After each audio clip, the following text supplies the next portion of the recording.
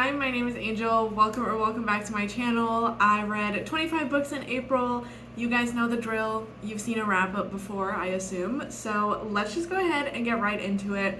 Once again, April was a month where I read a lot in videos. So I'm going to start with those books first because if you guys watch my channel, you've probably already seen those videos in which I talk about them. So I don't want to be super repetitive. So we'll get all those books out of the way and then move on to what I read for pleasure. So in my year-long horror subgenres series, my subgenre that I focused on in April was psychological horror, and I read 4 books in that reading vlog. The first one was A Short Stay in Hell by Stephen L. Peck, which is a story about a guy who dies and finds himself in a hell which is just filled with pretty much an infinite number of books, and he has to find the book that tells his life story in order to get out of hell. It is very existential and really it makes you think about a lot of things, but I really enjoyed it and I gave it 5 stars. Then I read Misery by Stephen King, which is about this author who gets into a car accident and he gets taken back to the home of his #1 fan, who then forces him to rewrite his last book and just psychologically tortures him and keeps him isolated in this house. I really enjoyed it. Obviously, Stephen King is well known for a reason. I really liked the story of this and the setting of it and just the way that he plays with your mind. I gave this book 4.5 stars. Then I read The Lost Village by Camilla Sten, which is like more of a psychological thriller than a horror. And this is about this documentary film crew that is going to film a documentary, as they do, in this village where all of the residents just disappeared one day, and they found 1 dead body and 1 infant in the village after everybody else disappeared. This one I did enjoy the atmosphere of, but I feel like things were a little bit predictable and it just wasn't my favorite as far as like writing, but I gave it 3.5 stars. I would still recommend it, but it wasn't my favorite ever. And then I read Negative Space by B.R. Yeager, and I don't even know what to say about this book. This book genuinely hurt my brain. This is definitely one, like, if you don't want to watch the whole reading vlog, I get it, but like at least watch where I talk about this book because that will explain it better than I can explain it now after having read it, because it really messes with your mind. There are a lot of triggers within this book, and it just, my main issue with it was that it felt too long. I think it would have been perfect as a novella, but the author tried to push it to almost 400 pages, and that was just too much for this story, so I give it 3 stars. The next video we'll talk about is where I read the 3 highest rated books on my TBR. So I had The Reformatory by Tananarive Due, which was another 5-star for me. This is a historical fiction horror that takes place during the Jim Crow time in Florida, and we are following this family, primarily this little boy who has gotten into a little bit of trouble and he has been sent away to the Boys Reformatory, which is basically just this place where they horribly abuse and mistreat children,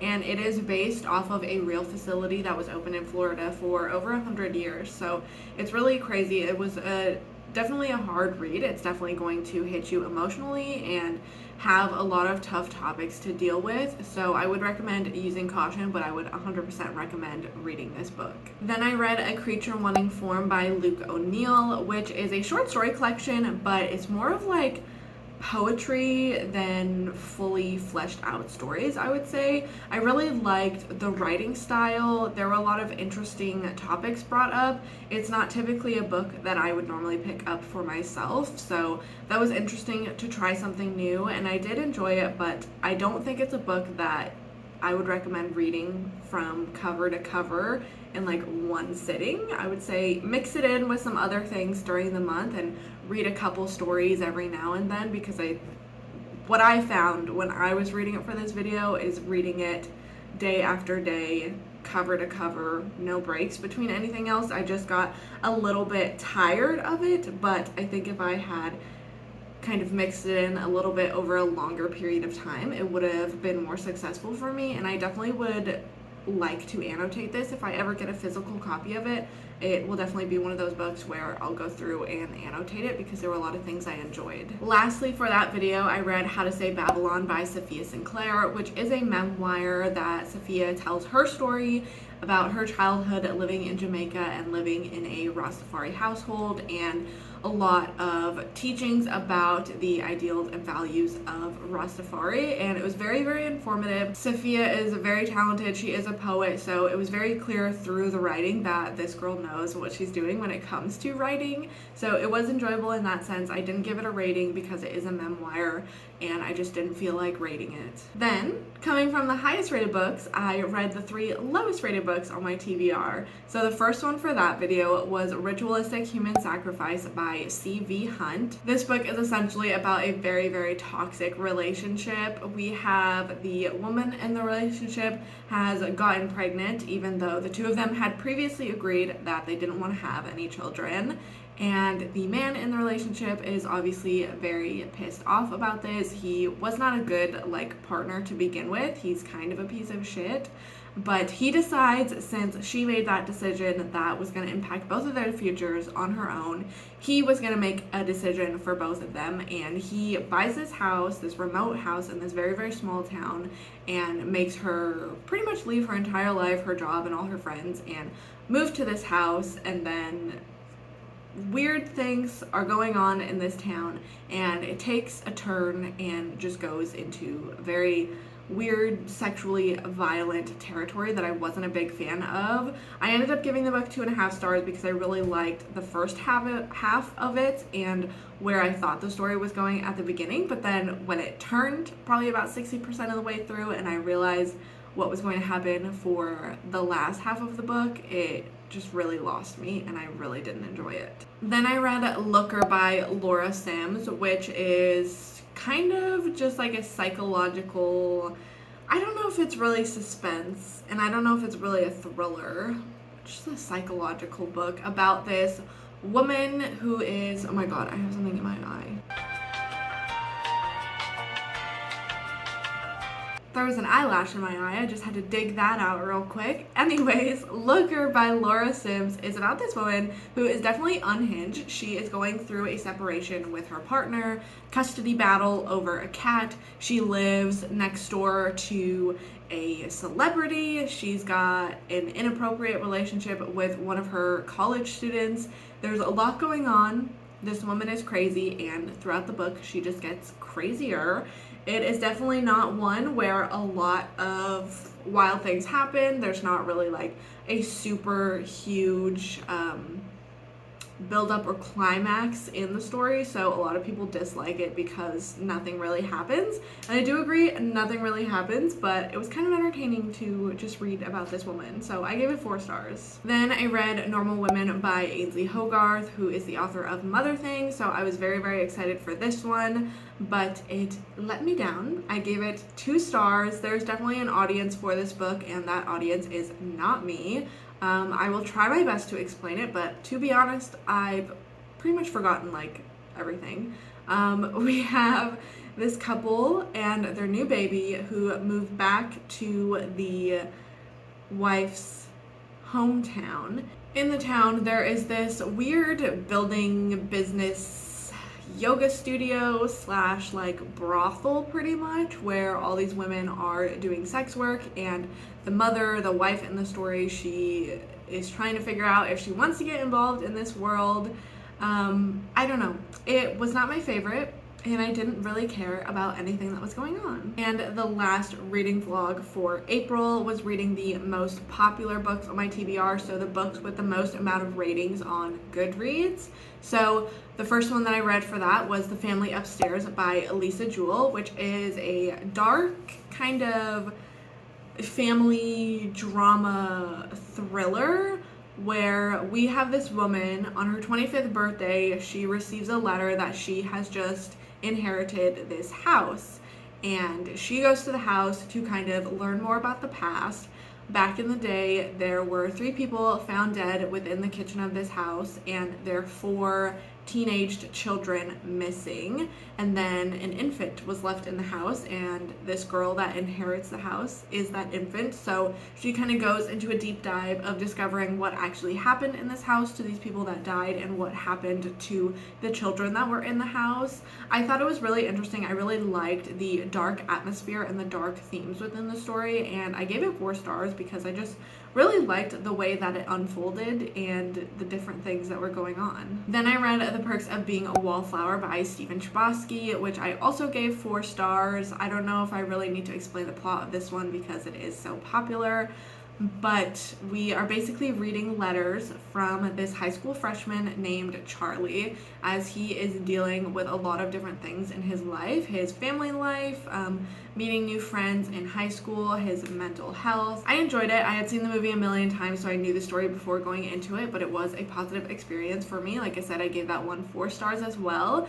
And then the next book that I read for this video was also 4 stars, and that was Yellowface by R.F. Kuang. This story follows June, who is an author, although she has not been a very successful author, and she has a friend who is a successful author. Her name is Athena, and one night when the two of them are hanging out, Athena dies accidentally, and June finds one of her manuscripts for her upcoming book that nobody knows about yet. So she takes the manuscript and decides to publish it under her name. But she is a white woman, and the manuscript she stole is about Chinese laborers in World War I. So there's a lot of talk about race and a lot of talk about the publishing industry and the literary world that I thought was so fascinating.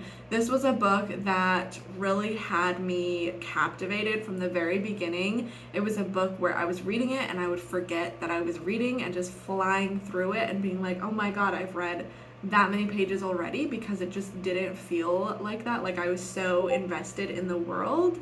I really enjoyed it. Clearly, you can tell I loved R.F. Kuang's writing. This was my first book by her, and I'm debating now if I want to pick up another one, if I want to go ahead and read Babel. I'm not sure. So that was everything that I read for videos in April. Now I have 12 books that I read just on my own, and this is a higher number than typical because I have found recently that I really like to listen to thrillers on audiobook.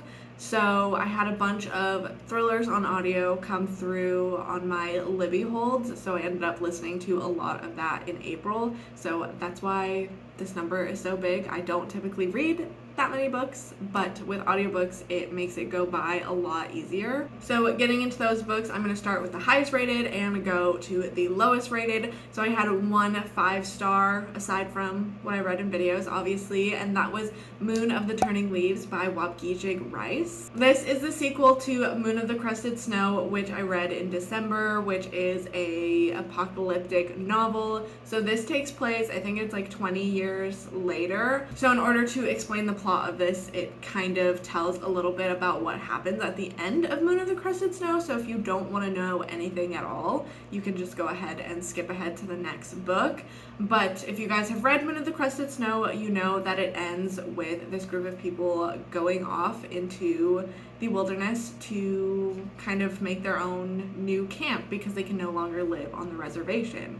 So this picks up with them living on this camp that they've made into their home, but their supplies are depleting. They are, really living off the land, but they are running out of fish because the body of water that they are by is not super huge, and it's just not a safe place for them to be for so long. So we have one group of people that goes and is trying to get back to where they believe their people are originally from. So it's really a journey through this post-apocalyptic wasteland. They meet other people who are kind of doing the same thing as them, living off the land, living in harmony, but then they meet people who are not being so peaceful in this post-apocalyptic world. I just absolutely love this author's writing, like the descriptiveness and just the way that he really makes you feel you are there in the story and really gets you connected to these characters. It was also fun because we had characters that were from the first book, but then we also have this whole new cast of characters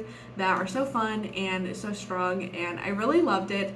It is really nice when a really good book gets a really good sequel. So this duology for me, 5 stars, would highly recommend. Moving on to my 4 stars, I listened to Such a Quiet Place by Megan Miranda on audio, and this is a thriller, kind of like a domestic thriller that takes place in this suburban neighborhood in which this couple was killed, and the woman who was accused of killing them was found guilty and has gone to prison and served her time, but now she has just gotten out and she comes back to this neighborhood. Nobody's expecting her to come back, and she is determined to prove that she is innocent. I really like a good domestic thriller and a thriller that has a good suburban neighborhood setting, so I really like this one. I like the way that the story unfolded, and I like the characters. I don't really have a lot more to say about that, but it was entertaining and fun, and I enjoyed the experience. My next 4-star was Funny Story by Emily Henry. I'm sure you guys have been seeing it all over this month because it just came out. This story follows Miles, who is the male love interest, and what the heck is her name? Why can't I remember what the female main character's name? Like the main character whose perspective we're reading from. I can't remember what her name is. Daphne. Okay, so Daphne, her fiance drops her like the day before her wedding and is like, you know, my best friend that we've been friends since childhood, and I told you not to worry about her. Well, actually, we're in love and we're getting together, so you gotta move out. So she ends up moving in with that girl's ex, who is Miles. So both of them were just dating these two other people that are now together, and they are now living together, and they end up in a fake dating situation, and they're like, well, fuck it, like, we've already told the lie, like, let's just keep going with it. You're new to this town, so Miles is like, let me show you around, let me show you all the things that I love about this town, and they just kind of have their, like, summery adventures together and develop a romance. I really loved Miles's character. I thought he was so funny and so adorable, and I think he really carried the story character-wise. I liked Daphne, but I feel like I liked Miles more. Obviously, Emily Henry is one who does bring in some more like emotional things into her stories and really fleshes out a good backstory for her characters, and I really liked the way that those things were touched upon in this book, and overall I enjoyed it. I don't know if I enjoyed it as much as Happy Place, but I did enjoy it for what it is, and I think it's a perfect book to read right now, like springtime into summertime. Like, I don't know if it's full height of summer vibes, but it's kind of like going into summer. Perfect vibe. Moving on to my 3.5-star books, I read The Bad Ones by Melissa Albert, which is a YA fantasy horror, dark fantasy book. This is about a girl in high school, and her best friend goes missing, and she believes that that disappearance is tied to this goddess game that they used to play when they were kids. Sort of think of it as like a Bloody Mary type of thing. Like when you go play Bloody Mary with your friends, it's kind of almost a similar vibe to the goddess game, but the goddess game goes like a step further than that. So she believes her best friend's disappearance is related to this somehow, and honestly, I don't really remember that much from this book. I remember like the atmosphere of it. I do think it is a good dark fantasy, and I do think it's a good YA book. I was entertained. I enjoyed majority of it, but I don't really have any strong feelings towards it. The next 3.5-star that I gave out was Just the Nicest Couple by Mary Kubica, which was another audiobook that I listened to.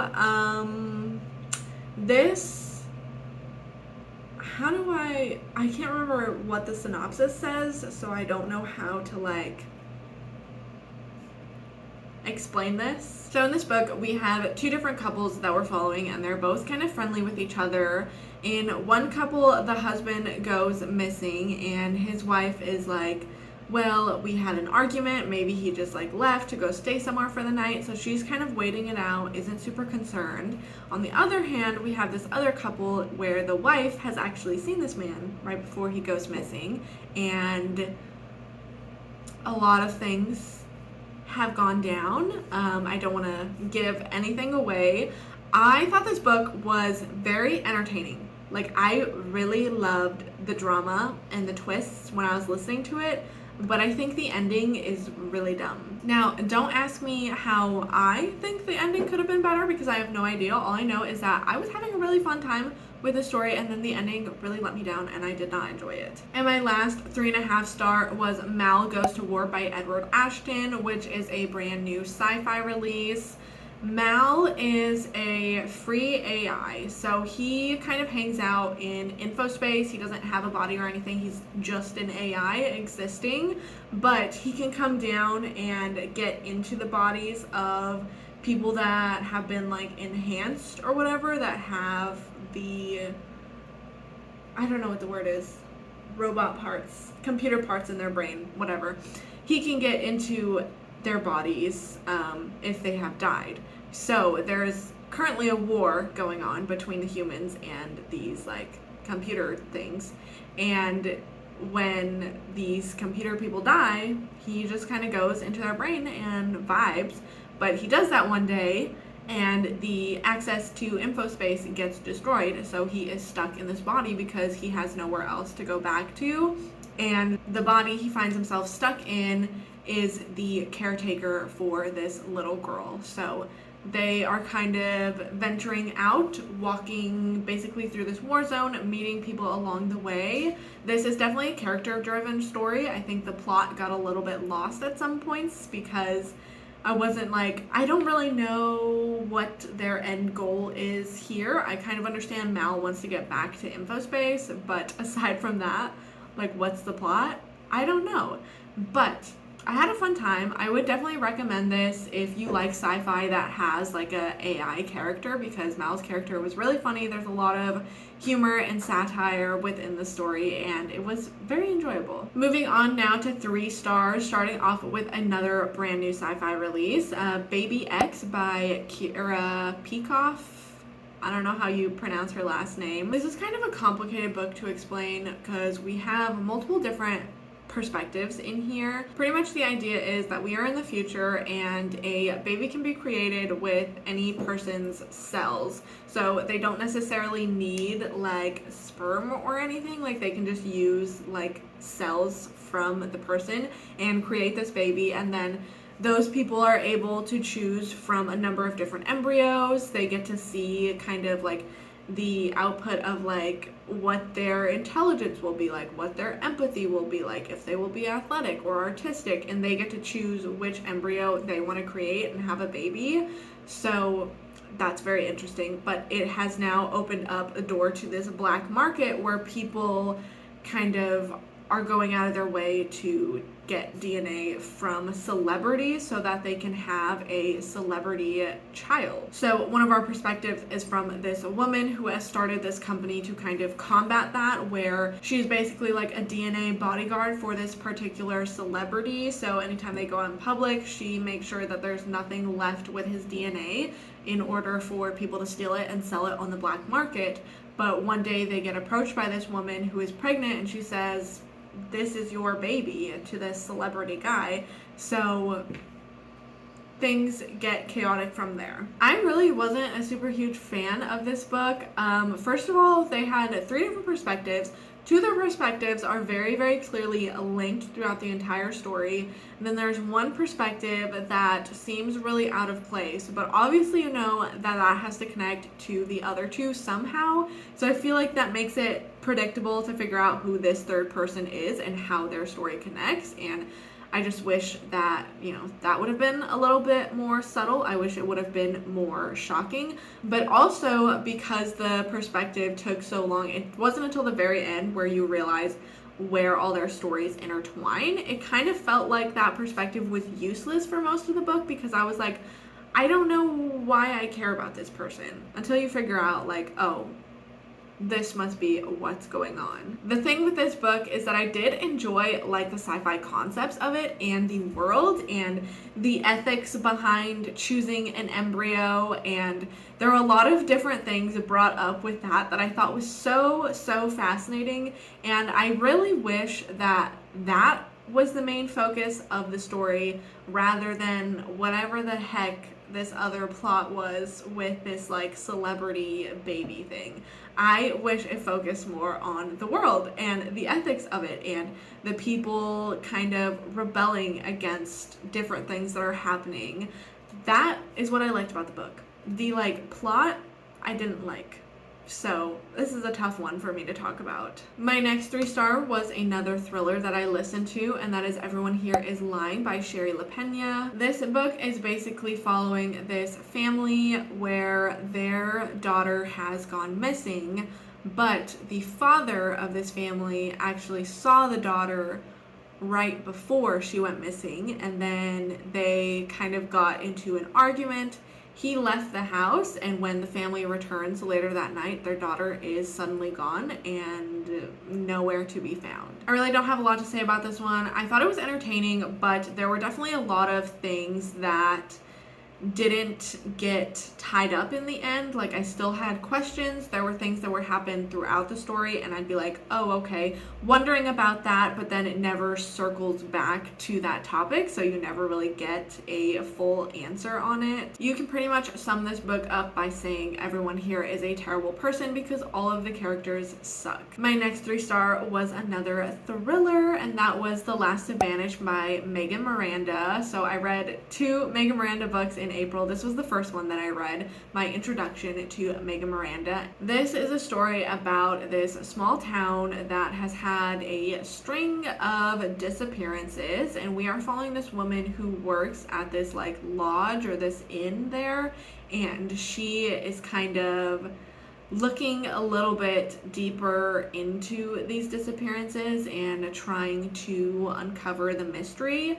I feel like this was a little bit predictable and a little bit boring, and just overall wasn't my favorite when it comes to thrillers. This is why I was not looking forward to this wrap up, because I knew that I had a lot of thriller books in here, and when it comes to thrillers, like, my thoughts and my feelings only exist when I'm in the book, because most of the time after I've moved on, most thrillers I forget, and most thrillers are just mid for me. Speaking of 2-star books, I had 2 of them, and they were both thrillers that I listened to on audio. The first one was Bright Young Women by Jessica Knoll. This is a book that supposedly aims to bring light to the stories of the victims of the Ted Bundy murders. So we have 2 perspectives in this story. We have the woman at a sorority who has just gone through this intruder breaking in, killing and injuring some of the sorority members. And then we also have this past timeline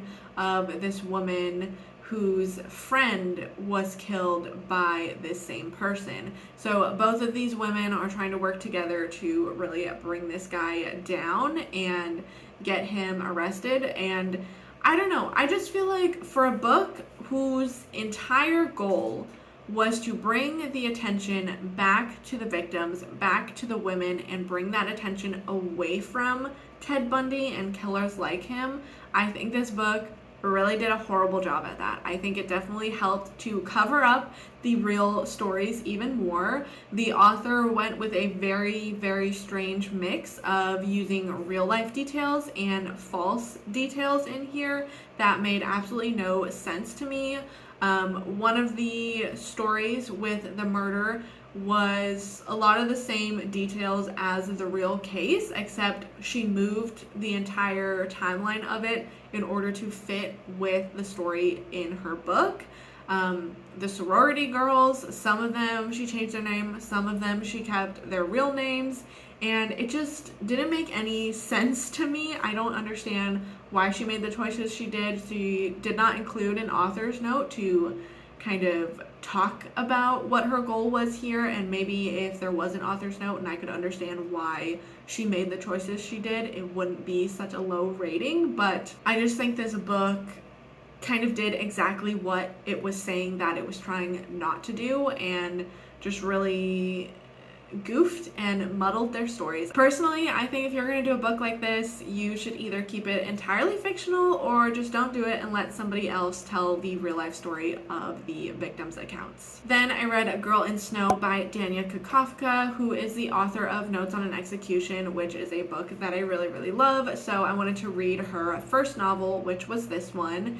and it was a mess, let me tell you. This book takes place in a small Colorado town and is following the murder investigation after a young teenage girl is found dead on the grounds of an elementary school. Our story is told through 3 different perspectives. We have Cameron, who was this guy that was like obsessed with the dead girl, pretty much stalked her, was like really in love with her. Then we had Jade, who really disliked the dead girl because she thought her life was so perfect and she was just pretty much just jealous that her life wasn't like that. But she was very like stereotypical, I'm so edgy and I'm so hardcore and like I don't care about anything, like one of those, but so stereotypical. And then the last perspective that we have is from one of the cops that is investigating this murder. To be honest, I didn't like any of these characters. The one that was the most interesting to me was Cameron because he was a little messed up in his head. Jade was absolutely insufferable. I hated her. Overall, I just think none of the characters or their perspectives were that interesting to carry this story. It just was nothing like what the synopsis promised that it was going to be. And last but not least, this is a book that I did not give a rating to, and that is Calypso by Oliver K. Langmead, which is another sci-fi book. This one I was really excited for because the synopsis sounds really interesting, and that sounds like I'm building up to say this was a bad book. It wasn't, but the book was written like as poetry, but still following this linear format of these people, and I just feel like at times it was a little confusing. It was definitely very experimental, which, you know, is good. If you like to read experimental books and experimental sci-fi, I would definitely recommend this, but it's just hard for me to talk about my feelings towards it because I just don't know truly what to say about it. I'm really having a hard time even like trying to explain what the plot of this book was because for most of the book, I didn't know what the heck was going on. We have Calypso, which is this colony arc. So we have a lot of people that were living there, and their goal is to go to a new planet and create a new world. We are reading mainly from the perspective of Rochelle, who is the last person to wake up, and she has found that while she was in her little cryo sleep, pretty much like an entire war went on between the engineers and the botanists and what they want to do with this new world. I'm just going to leave it there because I don't think I could explain any further if I tried to. There were a lot of interesting things, a lot of interesting thought points in the story, and once again, the writing is very experimental, and I really like that because there were a lot of different variations within the format, but mostly it was kind of told like with stanzas of poetry. This is why I didn't give this book a rating, because I really I can't talk about it because I didn't grasp everything within the story, so it's not fair for me to rate it if my brain literally couldn't grasp everything that was going on. But if you want to read like an experimental sci-fi book, I would recommend it. I believe that's everything. So those are all 25 books that I read in April. So with that being said, thank you guys so much for watching, and hopefully I will see you next time.